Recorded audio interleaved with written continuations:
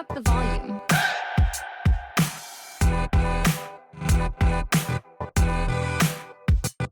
Get bearded.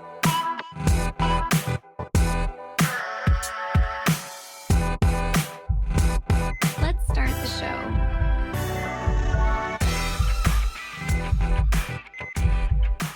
Welcome to Bearded Biomed.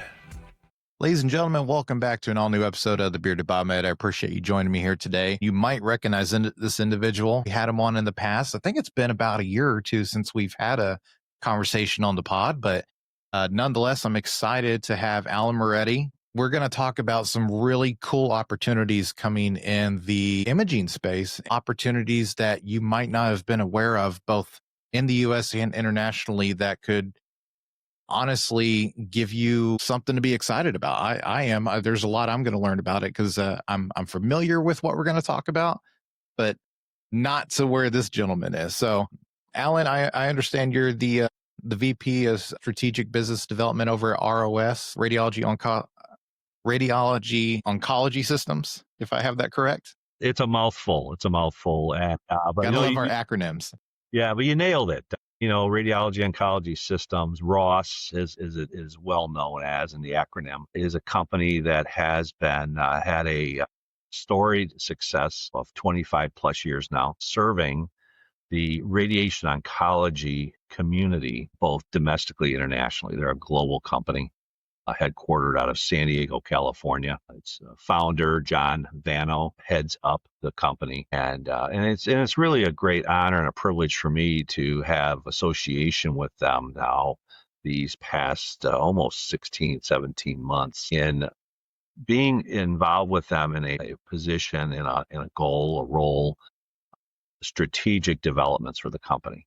Again, as I said, storied successes, but evolutions of companies are dynamic. They need to continue to always be evaluated, to assess and understand how are they going to be really well positioned for the market changes in advance. And so a lot of what my involvement is with ROS, it's exciting for me in so many ways. I want to add, my career, I'll say, started in the radiation oncology space in 1988 as a radio at that time it was called radiotherapy service engineer, radiology imaging engineer, servicing radiation oncology equipments of the day then, early linear accelerators, cobalt systems, particle accelerators. CT was just coming into the fold, and quite frankly, MRI was still an infant. It was in its infancy. I mean, that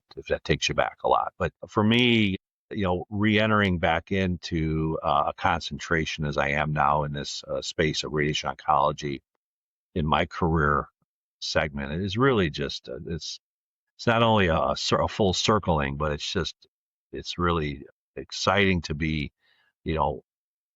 where it's at, where it's been, and the community of patients, and we're going to talk about that, is, this is a disease that just unfortunately continues to take toll globally to the patient communities we are all entrusted behind the scenes to serve and provide assistance and value to the clinical stakeholders that are, daily working with patients in all of the different aspects. So thank you, Chace. Really excited about today's session. Stay tuned. We'll be right back after an important message. Ohm's Law Foundation is tackling a workforce crisis. According to the U.S. Bureau of Labor Statistics, there are about 7,300 job openings every year for medical equipment repairers, but only around 400 graduates entering the field. That's a massive gap. We're working to change it. Visit ohmslawfoundation.org to learn more, explore our interactive maps of biomedical college and apprenticeship programs, and connect with HTM associations across the country. Be the current, amplify potential, build the future.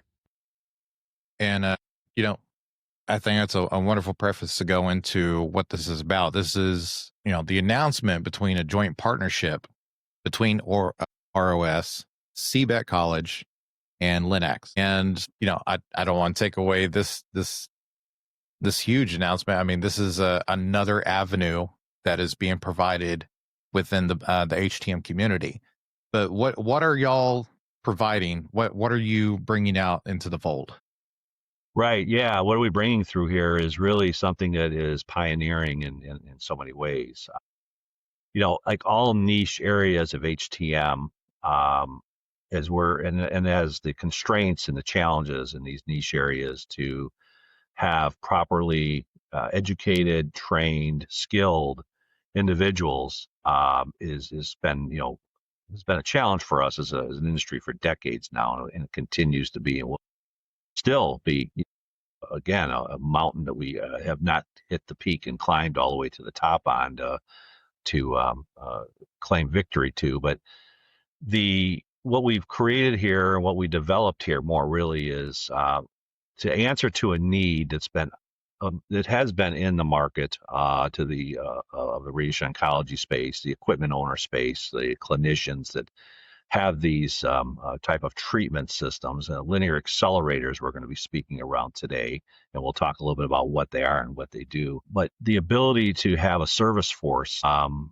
even a much more expanded upon service force that can be implemented into and be available to these clinical settings when these equipments are in need of service, either emergent, but also just as important, the proactive and predictive maintenance planning for these equipments as well. What makes this area really very unique is historically in the HTM community, this has been an area, the radiation oncology space has been an area that, not that it's been off limits to HTM, but because of the sensitivities and the type of patient population that is involved and impacted with the treatments received, it's been a highly OEM dominated space. There's been third party involvement, but when we speak around its overall oversight of service and maintenance, it's highly OEM favored. And that's a good thing. It's not a bad thing,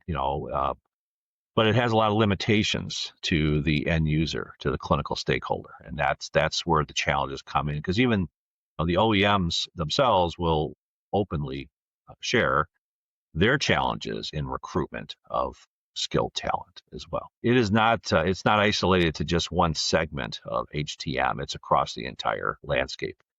So what has been developed here, the need that we saw and knew about was, how do we better prepare? How do we best prepare for the future? But more importantly, how do we get the current state answered to in developing on a workforce or strengthening a workforce, and two, providing these equipment owners, these clinical stakeholders of these equipments that are used for treating these cancer patients globally, options now that will help to enhance the delivery of care to their patients directly, and also aid them in the financial challenges that they are experiencing and will continue to experience in a reimbursement market for services that is just continuing to compress downward. Right. And this has really just been across the entire healthcare landscape, but in the radiation oncology space, the reimbursement levels that are coming back to, if it's hospital, if it's freestanding cancer center, wherever it may be, has been greatly constrained and reduced. Which can make it easier for doors to close. It does, and there's been a significant amount of closures. Hard to believe. You've got a patient population of individuals needing treatment, and we still see a trending challenge of centers being able to stay open to serve these patients. It's actually, speaking with clients as recently as this earlier week, their struggles to stay financially solvent to the community they're serving. They are in need of solutions. So CBET, College of Biomedical Equipment Technology, Radiology Oncology Systems, ROS, and kind of a new name probably here to today's HTMers that are listening in is Linax Technology, Linax, Linax Technologies. They are a Canadian-based company.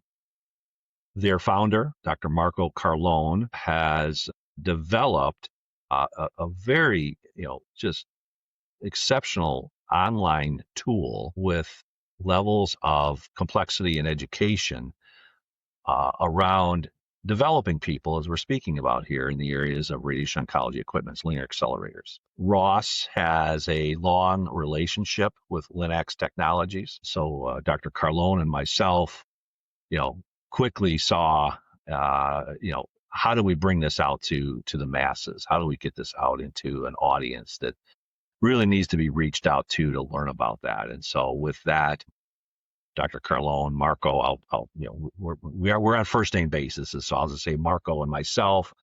We arranged a meeting with Monty Gonzalez at the College of Biomedical Equipment Technologies and shared with them a conceptual idea and thought that we had about bringing education out to the community. And so that really is what launched even further, this capability we're going to talk about today.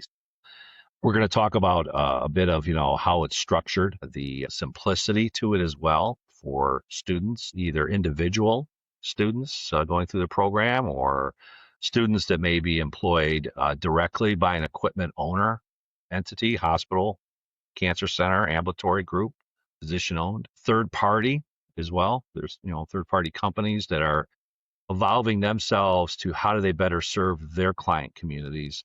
And also the original equipment manufacturers. We have had great already conversations and responses back from the OEMs of these type of equipments that they're excited because they see the value this will bring to creating a much greater informed and educated potential new workforce as well. But there's a lot to unpack there. It is, yeah. But ultimately, what it brings to the table here is it brings a better opportunity to serve patients. The cancer patient is a very unique type of patient, not only because of the disease that they are managing and challenged with. It's also the need and most importantly, the importance of the delivery of their treatment happen unhindered. Just like taking any type of prescription, radiation in the radiation oncology environment is a prescription. There's doses you're right. Receiving and fractionated. And again, the treatment plan is designed around receiving those doses in a planned interval to maximize the cell kill of cancer cells in the patient and bring them the best opportunity for outcome post-treatment of the disease. So it's a very honorable thing to work on these systems. You're literally fighting cancer from a technician standpoint. You really are. You really are. And again, it's just so like so many niche areas we talk about in biomed or in HTM, that our professionals are part of that. They're part of the clinical team. They really are. They may not be seen in the front line face to face with the patient, but they are there with the clinical stakeholders that are administering to these patients their treatments or other planning aspects of their involvement. And and it's a critical part, and it's with the outcome to make patient care better, best it can be. So basically what you guys have proposed and put together with CBET, I mean, this is the first structured multi-level HTM pathway to get into servicing Linax and other oncology systems. Now let's get into what does that training look like to begin with? Right. Yeah, absolutely. So we developed a 5-tier training curriculum. 3 of the tiers, the first 3 tiers, 1, 2, 3, are designed to be and are fully online. So the student, wherever they're located here globally, could be in the United States, could be in Latin America, could be somewhere in Europe, wherever that student may be, can take involvement through structured curriculum through the first 3 levels. And again, we have a beginner, an intermediate, and an advanced level. They are structured online with testing as well to validate skills, validate competence, of the education that's being shared and taught through the electronic, the e-classroom, and enables, again, the student to be able to very quickly be able to be inserted, be a value resource to either the organization they're working for at present, or as they're developing their overall education pathway, perhaps through CBET. But it does provide an immediate ability for a very much better educated, knowledgeable, and beginning of new skills for the HTM individual to begin to employ in their day-to-day operations. So let's say I'm a technician, I'm signing up for CBET. Everything is all under the one thing they're paying for, or they're all separate things that they're paying for depending on what level they're going for. Right. So following kind of that model there, they have individual price ranges or pricing. Okay, so they are separate and modular then. Separate and modular, Okay. but designed to be enrolled in and curriculumed by each level. Right now, though, perhaps in the future, there may be equivalency testing available. But right now, the way it's designed is all students would enroll in level 1 upon completion, successful Which completion, makes sense. level 2, and then so on and so forth, right? Yeah. There has been, there's been some inquiries already, because there are some levels of individuals already out there today in skill that may already possess some knowledge or some levels of knowledge. And so it's highly likely in the future there will be some equivalency testing availabilities between levels, but right now it's designed to be following it quantitatively or sequentially, I should say. Right. That. And then levels 4 and 5 really bring another new dynamic to educational training. Level 4 will be designed and is designed as an online, but with a virtual reality VR educational component. So the student enrolled in level 4 will have a balance of online.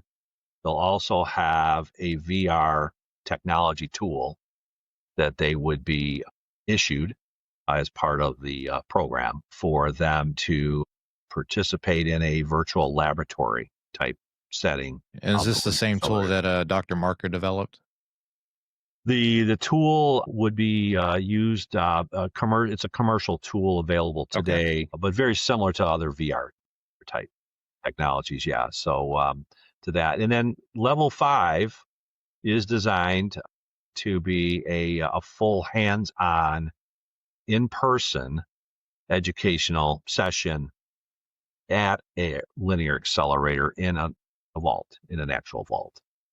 So it will have, there will be a level of on-site classroom, but it'll also have a significant component of hands-on involvement in a laboratory setting with a linear accelerator and an actual vault producing high energy radiation in that training.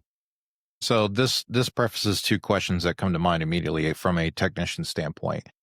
If you are working in a facility that has these systems, the ROI already makes sense for you to justify to be able to get that training, which they'll more than likely cover. From a person that is looking to either get into ecosystem of radiation oncology from a singular person, or maybe somebody that wants to work for the OEM or third party, there's obviously going to be a lot of self-funding going into that. Whenever you're talking about continuing education and investing in yourself, the number one thing that the technician's going to think about is cost. Since they are a module, that wouldn't mean that everyone has their own individual cost. I'm curious if they are basically priced the same, or if they go up once you get into higher levels. That would be the first question. The other part of that too is, if I'm looking to get into that space, how high will they need to go in all of those 5 modules to be able to enter their career field? Sure. Because, a module 1, which obviously would be entry level, are they going to be good enough to at least get their their foot into the door, or are they going to need to look at basically going towards the 4 and 5 before they even get that opportunity? Yeah, for sure. So levels 1 and 2 are price leveled at a price that is same value for each level. So there isn't a differentiation there in price points. Level 3 does have a graduated upward increase in pricing, and then levels 4 and 5 similar as well. The investment, one can look at it in several ways. One, there is the clear-cut cost advantage of what the return on investment would be to either the organization they're working for that has these type of equipments already in their inventory, or it can also be where they're building their business structure to be able to branch out into, to be more effective to the customer base that they serve, or for strengthening their own abilities as they are developing and will be moving their career ladders upward. The service type individual in the radiation oncology space with skills, proven skills, educated skills, generally is going to be at a higher base salary than as compared to other HTM roles within an organization. So there is clearly a career development component that the individual will attain out of this type of level of education. 2 or 3, I would say, to add to it is that it does create and employs very quickly again, from an ROI perspective, of the person, their abilities or their organization's abilities to implement them into responsibilities around these equipments. I lean back to, again, the space that we're speaking about here, the linear accelerator radiation oncology space, is an area that is yearning for skilled talent to be available, to be inserted into, providing levels of involvement that is going to enable equipments to be not only triaged and troubleshot, but to be able to communicate as well as implement solutions quickly to enable the equipments back into a clinical delivery type setting for the patient. And so yes, there's an expense to the education, as there are with any type of educational curriculum, especially radiological in general. I mean, there's always going to be but it's an investment. But the financial ROIs will clearly outweigh that quickly, and also, and most importantly, the involvements and the deliverables to their patient population, which equates back to so many things: patient satisfaction, physician satisfaction, better outcomes for the patient as they are working and journeying through their disease management to not only recovery, but to a stage of being cancer-free. Right. And so, how do you put a pricing around that? There is none, right? And most people that get into the HTM space, yes, we want to be able to make a certain salary to be able to support our families and ourselves, et cetera. But there's also the factor of making a difference every day. I would suppose that most of my colleagues out there feel the same way. Now, on that, I believe you had mentioned that there was some conversation with the manufacturers themselves, since they are admittedly looking for technicians as well. Is obviously the ROI and the idea of systems that have their own linear accelerators to invest in their technicians to send them to this training and do that makes sense. From a OEM standpoint, have they, I guess, mentioned preference to where it makes more sense for somebody to take this training with CBET and then go apply to these OEMs, or are they still mainly in-house, training their internal technicians? Or has there been discussion on, I guess, combining the two or working together?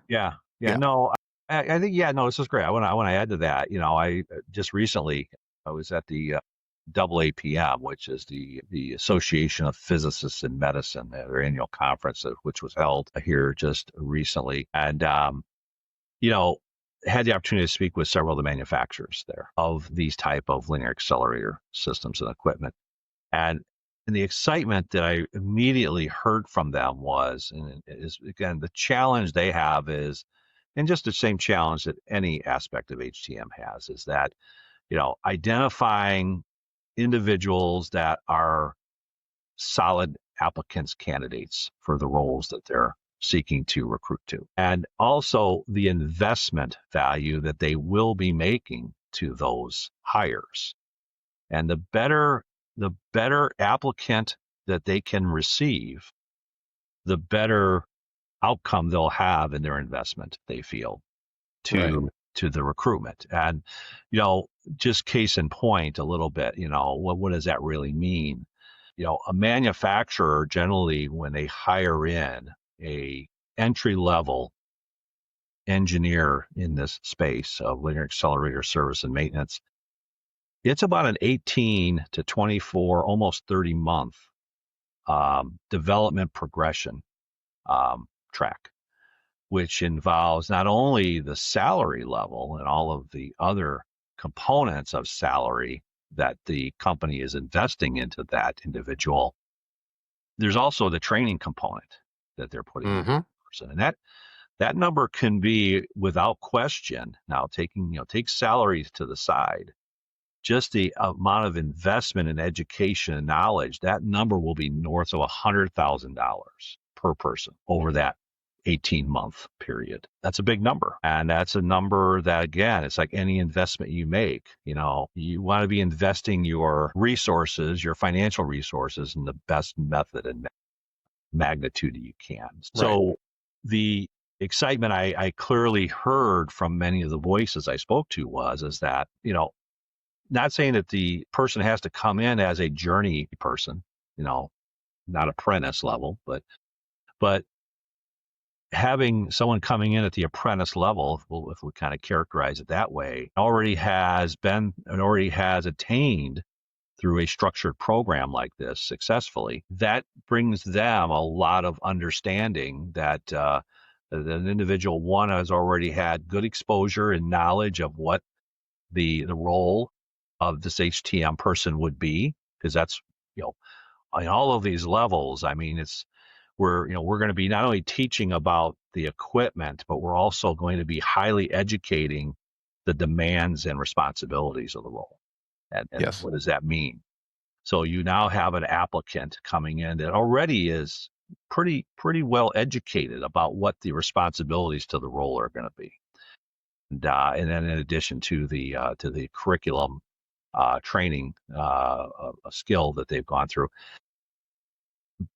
So again, I think we'll be able to put some measurements probably better around this over the next 18 to 20 months as the program has been launched and we see, involvement of student activities. But I would say that already there's been a voice of excitement and a voice of encouragement to this. And the same thing goes for the other groups as well.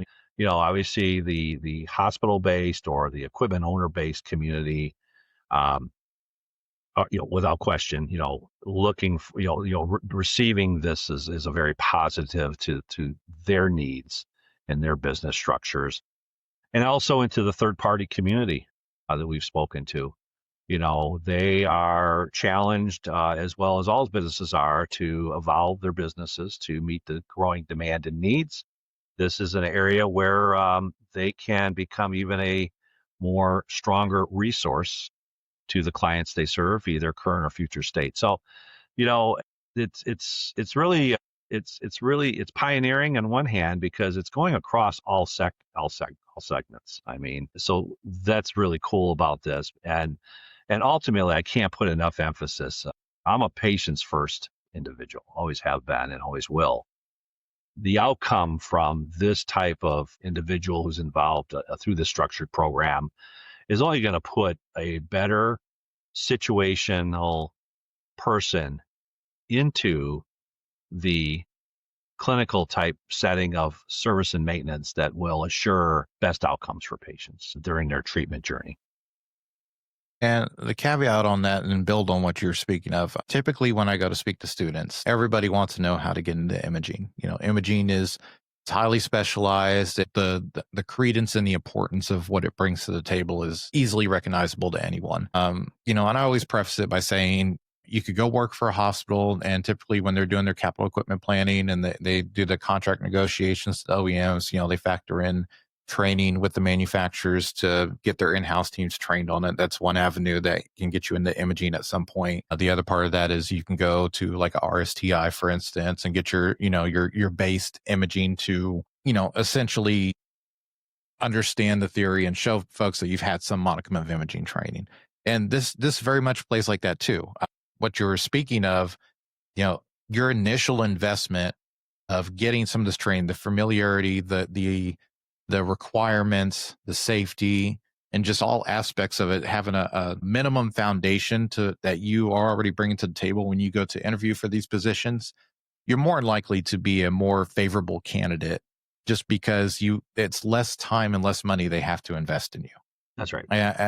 That aspect of it, it makes sense to obviously put effort into continuing your education from this point.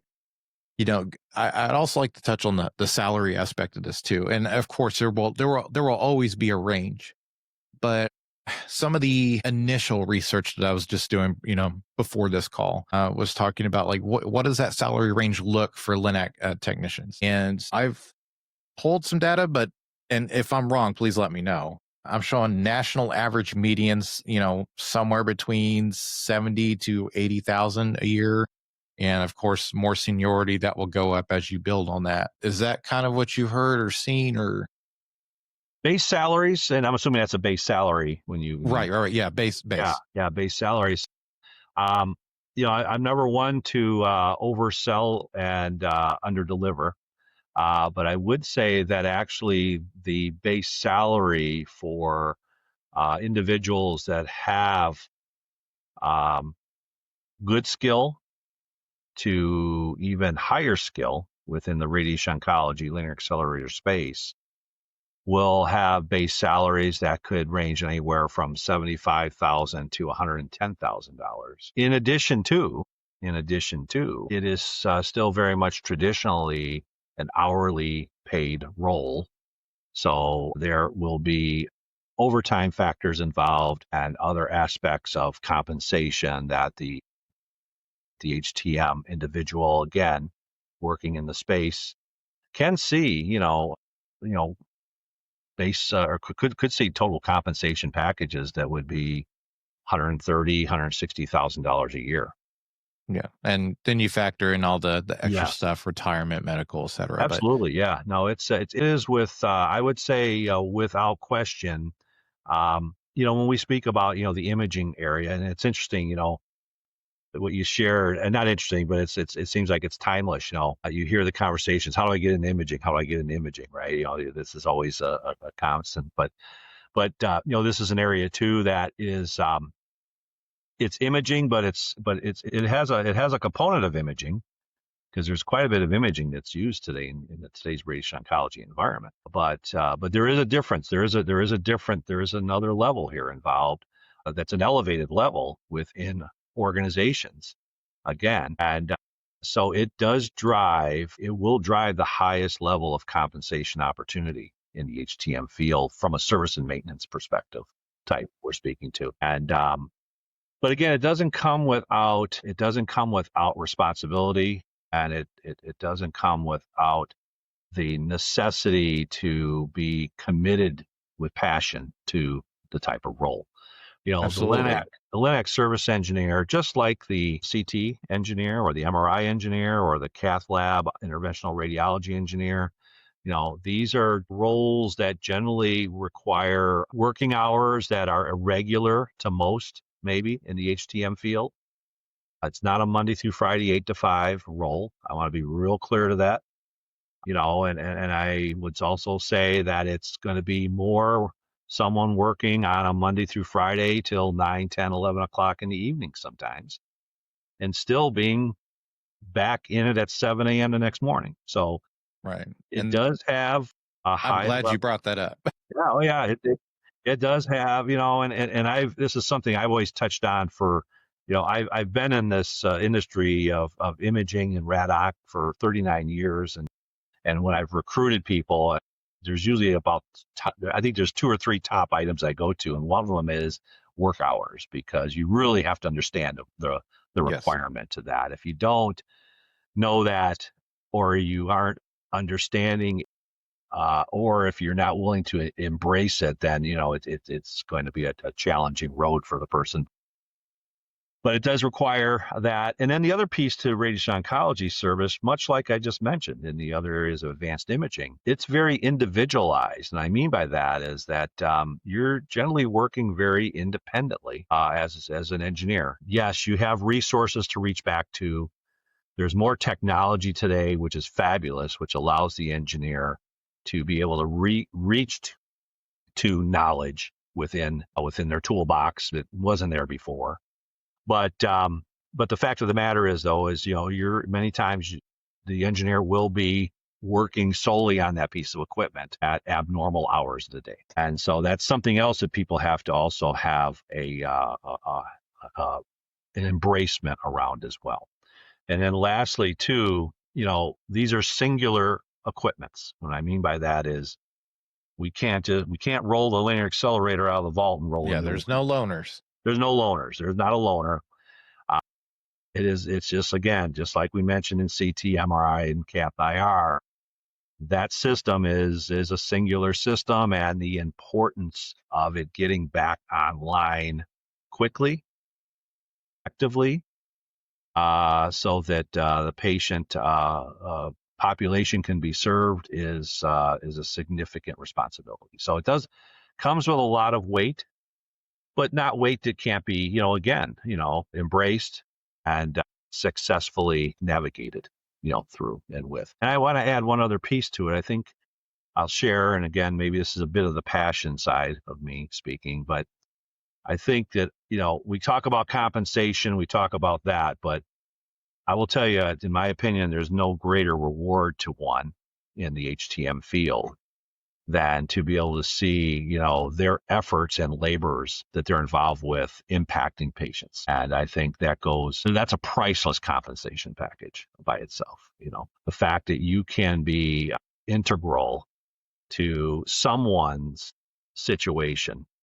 They don't even know you and may never see you, but you will know, and they will know that they had little to no disruption of their involvement there. We're getting a delivery of care, and that alone, I think, in my opinion, again, is those are the differentiating factors. Those are the X factors that really drive excellence, of HTMers. The passion component has to be there when you're working on something like this, Always. Just because the impact of it being up versus it being down, it's insurmountable. It's literally somebody's life, and being able to look back on your work and your career and being able to know your impact. Pay range is always something. Like I said, we want to be able to know that we can take care of ourselves as well. But there's something embedded in biomeds in general and people within the HTM community, the engineers, the technicians, knowing that the work you're doing, even though it's not placated with applause and everybody knowing what you're doing,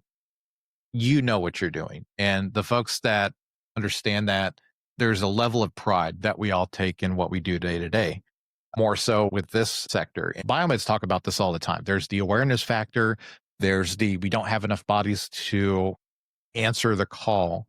And it's even more so in this space. When you start getting into more specialized spaces, that number is even more critical of needing people that want to step up and, obviously have the training, the capacity to want to do it. I always tell folks the reason imaging usually commands so much respect and obviously the pay and everything that goes along with it is because it is such a critical component to treatment. And that's why the after hours factor is part of it too. I love that you preface that. I say that all the time too. If you are going to get into the space, you are going to work hours that you have no idea about. There has to be the understanding that while there is an initial investment, the investment you're going to get over your lifetime and the impact that you're going to look back on making into this field is something that you can always look fondly about.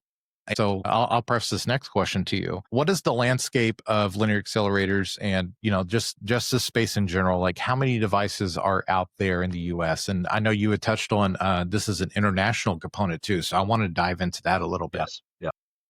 So in the continental or in the domestic world, as we speak to the continental US, there are around 35 to 3,600 linear accelerators installed today.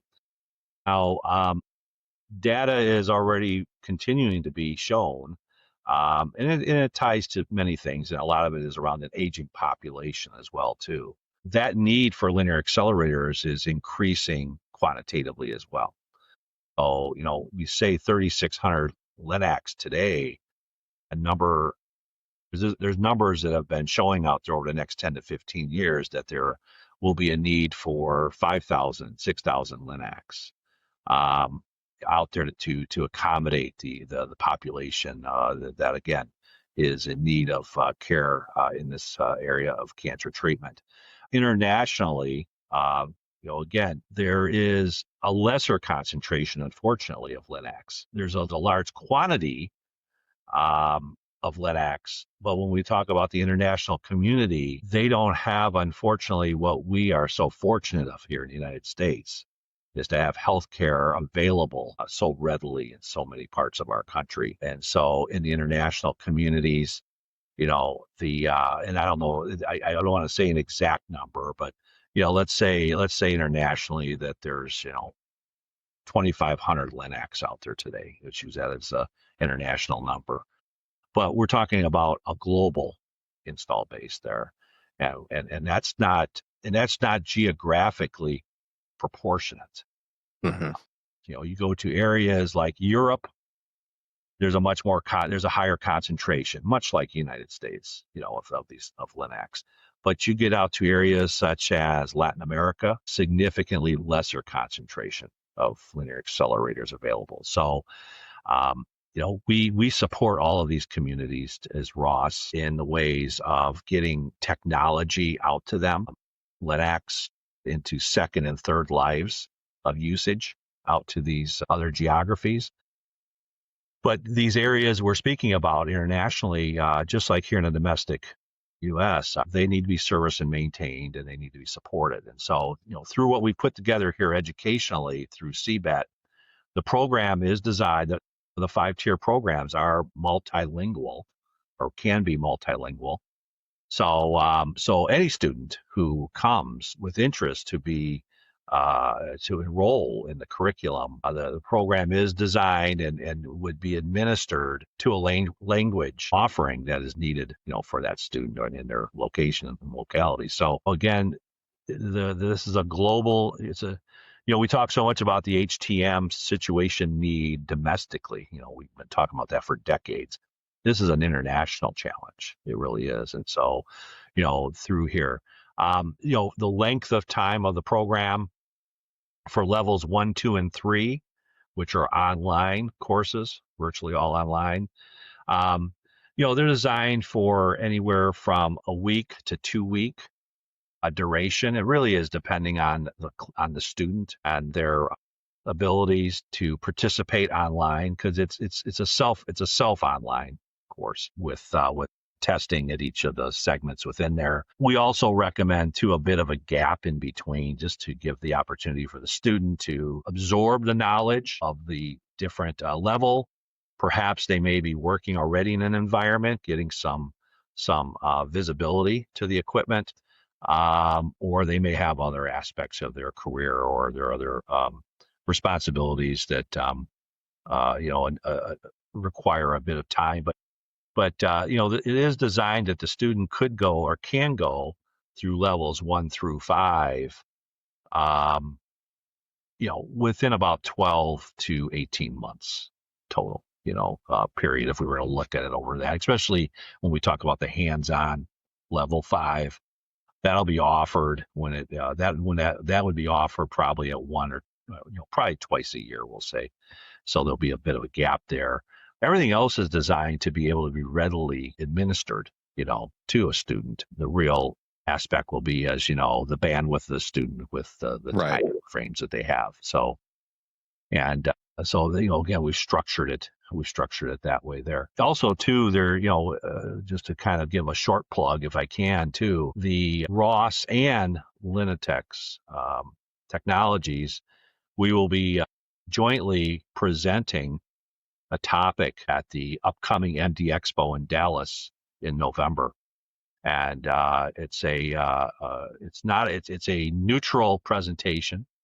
It's not about the product, but it's about basically the fundamentals of linear accelerator maintenance 101 is our working title, to bring, again, from a vendor neutral perspective, a knowledge in the classroom there, or in the presentation segment. So I encourage folks that are maybe involved with MD Expo or attending MD Expo in Dallas.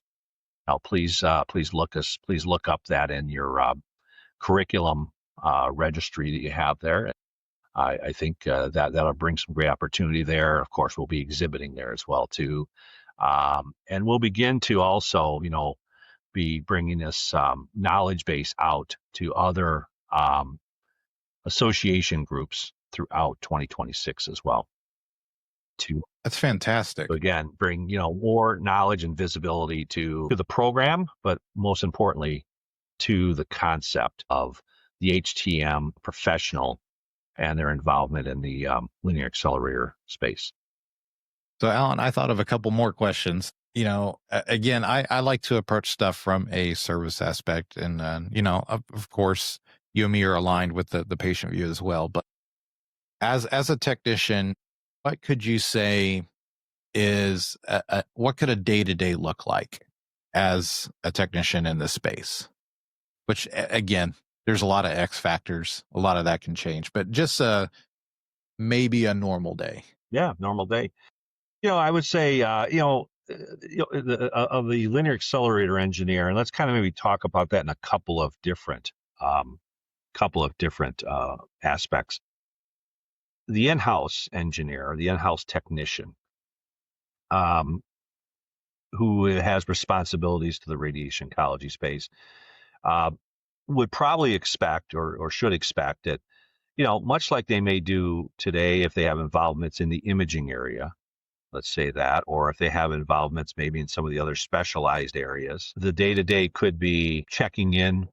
Well, there's always going to be the rounding component, right? Always. There could be an involvement with the equipment and the radiation therapist as they warm up or prepare the equipment for the day's treatments, because there is a daily warm up of the equipment and a checkout of parameters and other functionalities of the equipment before patient treatment starts. So the engineer or a technician could find their involvement there. There's going to be, I think, also what they would kind of expect is to, again, just like in other areas of HTM, they'll be called on demand, basically as issues or other needs may present themselves. Preventive maintenance, scheduled maintenance, and those kind of factors usually are always going to take place outside of normal hours of clinic. Right. So and what's the frequency of PMs? PMs are generally going to be performed, I guess we'll simplistically say it on a quarterly basis, because I think that equates to a lot of folks. And generally, the scheduled maintenance is going to take place after clinical hours. So these clinics run generally Monday through Friday, 8 to 5. The technician, the HTMer should be prepared that they'll be involved with the equipment, after the clinic hours, working into a bit of the early evening. That's normal there.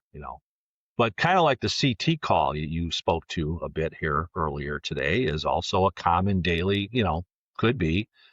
Need as well. Call comes in. They called and said the table wouldn't go into it. I'm like, well, it's frozen. They can't put a patient in it. Yeah, whatever it may be, patient treatments are not able to be delivered. You're being called. So much like the CT call you spoke to. I mean, I'd say, the individual has to have, and I think this is common for all HTMers. I really do. Whatever aspect you're involved with. But you have to be in a ready state to engage. And I think that's part of the daily, involvement. Also too, I would add in today's equipments, linear accelerators, just like most of our other equipments, there are levels of remote monitoring that are now available on the equipment that allow the technician, the engineer, whoever, to take peeks or visualize the system's performance as it's being used. Of course, there's messaging, flagging, those type of things that can also be communicated out. But this Software is common. We keys. see in a lot of our HTM devices today too. I assume there's software keys embedded in that as well. There is the software key accesses and those type of other items. What level of service one is needing to perform on the system, or what the repair may be. These are again hurdles that all engineers work through, regardless of HTM could be from in-house to OEM. All work directly. Right. So the two more questions for you. The folks that are obviously, if you're OEM, you're going to have all those resources. You know exactly where you're going to get them because you're getting them from the people that are hiring you. Sure. So from a PM standpoint, how long would you typically say a PM can take on these? If obviously everything is running smoothly, obviously this stuff has to be calibrated. Stuff it'll take longer. And then the other part of that is, what is the service part aspect, like availability and support on that end, look like from a third party or in-house perspective? Yeah, for sure. So PM, length of time, what a lot of the manufacturers have designed for the equipment, and of course you would be following OEM design and specifications. Generally PM is going to range somewhere between 2.5 to 4 hours per. Okay, yeah, that makes sense. And usually the way the manufacturers have designed it is they break up certain segments of the machine over a quarterly period. So you're kind of putting focus to these different segments depending on the variation schedule, through the 12-month period, we'll say. Very, very common to that effect there as well. I'm sorry, your other question was? And the service support aspect. So part availability and technician tools, that kind of stuff. So one thing I will say, there is a good, strong secondary, tertiary parts support network in the linear accelerator space. So for of course the OEM as well. I mean, parts are always going to be can be available through the manufacturer, but there is a strong secondary, tertiary market of support through there. It's a smaller market of suppliers as compared to other equipments, let's say, to be expected, I guess. But and of course, technical support. There is a good, again, network of skilled senior type engineers for technical support. Now, I want to kind of put a little bit of touch more to that. I think what's important to speak to and to also be transparent to is that, undertaking radiation oncology, LINAC services, let's say from an HTM in-house level or even a third-party level, the strength of that network or the knowing of that network or the relationship within the network is a very key piece. And I say that now, and I want to be really sensitive of that. There is good technical capability out there, but there does need to be good planning and relationship building to that piece so that it is readily available there as well too. I also want to give, lean back to the, again, and the OEM. The OEM is always a conduit line, for resource in the radiation oncology space. I've spent a career, decades of working at all the levels, in-house, third party, and working collaboratively hand in hand with manufacturers. And so again, when designed and when,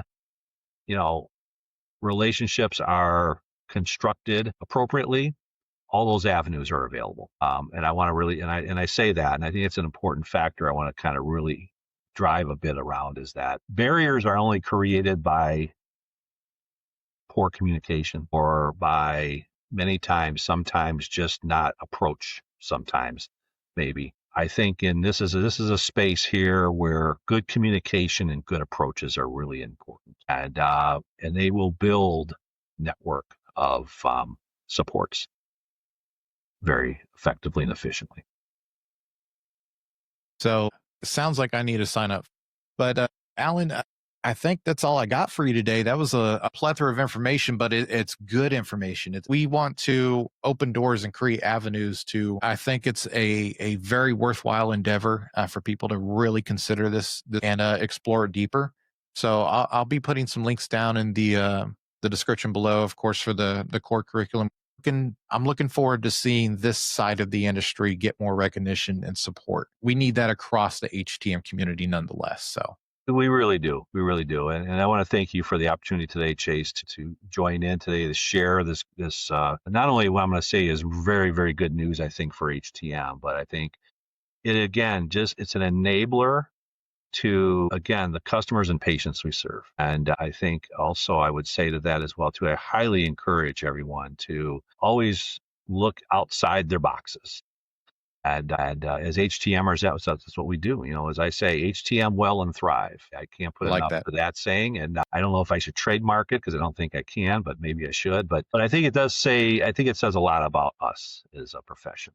And so again, thank you. And we look forward to seeing folks that want to learn more about the Linear Accelerator training segment that we have now launched officially, and look forward to hopefully seeing many people at the MD Expo in Dallas on the Linear Accelerator for Service Engineers 101 presentation. I think it'll be a great opportunity for folks to, again, really absorb a lot about what we're speaking about here today. And again, just want to thank everyone for listening in. Appreciate everybody tuning in. Alan, I appreciate you being here.